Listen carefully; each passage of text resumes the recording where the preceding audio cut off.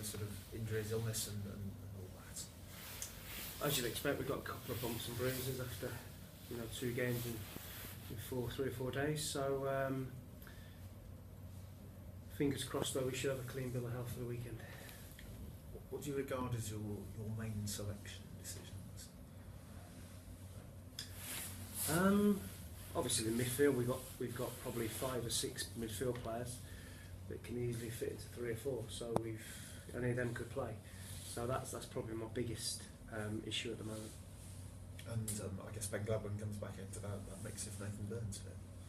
Correct, but we need to remember with Ben, he's 2 weeks post-op operation and he's already played 90 minutes. So whether he can play another 90 minutes without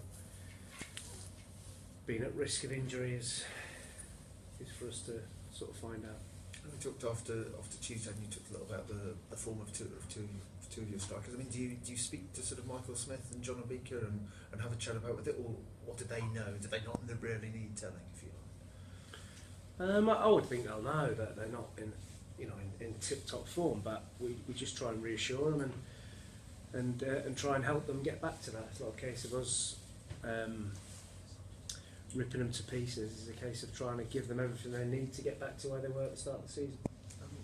Because a lot of teams, seem to really kind of put a line of players around the penalty area, really kind of confine the space. How important is the touch of the strikers as well as their goal scoring attributes in those kind of situations in and around the area?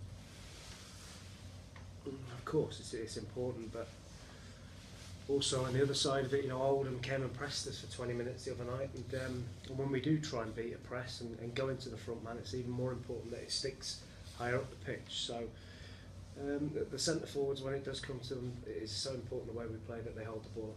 Like you said, they've got that ability within them. It's just coaxing it back out. Of course, but like I say, it's more a question of us trying to give them all the tools that we can to get them back to where they were at the start of the season. Do you expect a fairly similar approach from Scunthorpe, having seen the quote success that Oldham had at that start? I would have thought so. Yes, I would have thought they'll try and work hard to stop us playing football and press us really high up the pitch. If you had a chance to look at them since Mark Robbins took over? I have, yeah. I've watched them a couple of times, and I've watched their game against Coventry from the other night, and since Mark's gone in, they've picked up a little bit, and they've got some decent players. Is that not entirely surprising, given the quality that they do have in their squad? I think it's like every team, isn't it? They've all got players that on their day can cause you problems, and we have to make sure that we, like I say every week, we make sure that our players are aware of that, and we come up with something to counteract that.